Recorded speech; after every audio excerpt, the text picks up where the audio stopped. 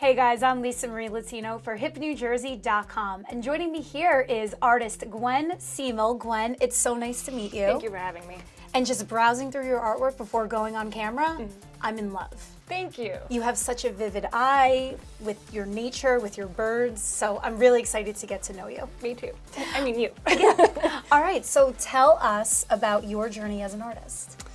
Well, I like to say that it started when I was 6 years old. I have an older brother who's 3 years older, and he, like many older siblings, was a little hard on me. But on one day in particular, we were on a spaceship, which is also known as the couch that has been like pulled out into the bed, and he was captaining. And he looked over, and I was not really co-captaining very well. I was instead drawing. And he looked over at what I was doing, and he's like, not bad. And from that moment on, I was like, this is what I do. I want to do more of this. I want to, get my critics to be interested in what I'm doing, that sort of thing.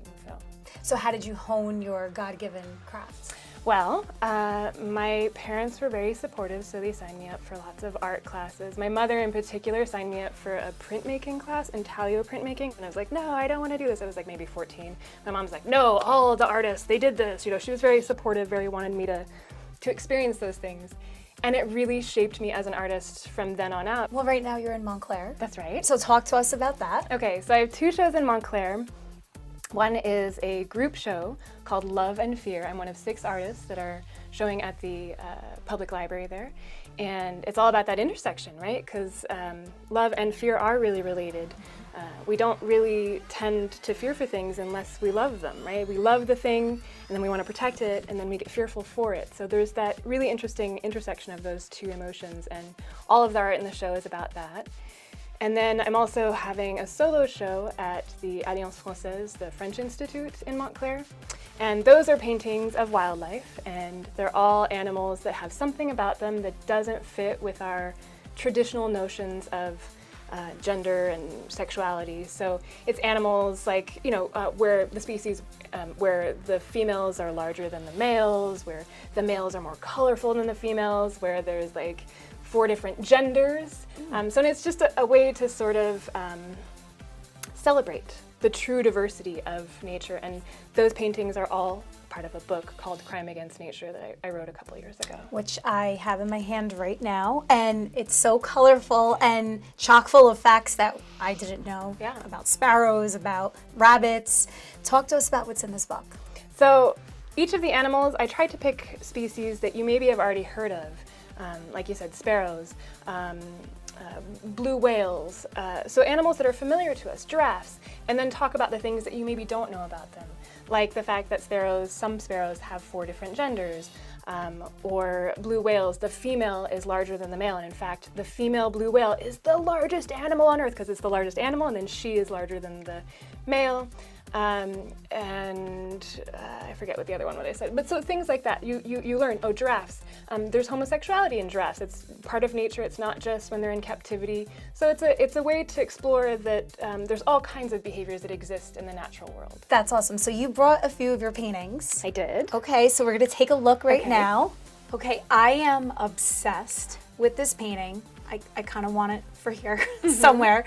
I love the colors. What inspired you to create this? So I live at the shore. This is a whole new thing. I live a block from the ocean and a couple blocks from the bay. So it's part of my daily ritual now to enjoy the sunset. I know, my life is hard, right? What town? At Surf City on Long Beach Island. Yeah. And so I'd never done purely landscape until I moved to New Jersey to the shore. And obviously it's inspiring. This one in particular, this sunset was inspiring as a sort of metaphor for life, because sunsets are not that exciting if there's not clouds, right? Too many clouds and you don't see anything. Too few and it's like, it's pretty colors, but there's nothing for the light to interact with. And it's just like in life, like too many difficulties and it's hard to see any beauty. Too little, the sky is too clear, there's nothing. You're bored. Right. So just enough difficulties for you to shine, for you to really forge that beautiful you. I love that message. Now I love this even more. Thank you. Okay, let's look at your next one. Okay. All right, so this is actually a pair of paintings that are meant to obviously go together. What's the meaning behind that? So they're both of the same person. Her name is Hannah Ueno, and she is an artist in Jersey. She's a professor at Stockton, a friend. And it's part of my series Empathetic Magic, which is going to be up in Burlington, New Jersey. And it's all about the ways that we hide parts of ourselves and then express parts of ourselves. So this is a portrait of Hannah hiding a part of herself, and this is a portrait of her just being her, like really enjoying flaunting who she is. I feel like New Jersey has given you a lot of inspiration. Oh yeah, oh yeah. In what way? So being at the shore, just surrounded by that natural beauty, meeting all kinds of new people, you know, coming up in Portland, I'd been there since I was 12. I was the hometown kid, and there's great things about that, but when everybody knew you when you were 12, it's hard for them to see you as a 28-year-old, you know, so coming here and starting a new life, being an adult, having a resume already has been a challenge at times, but also really, really fruitful, because people do want to take you in. I love it. Is there anything else that you brought?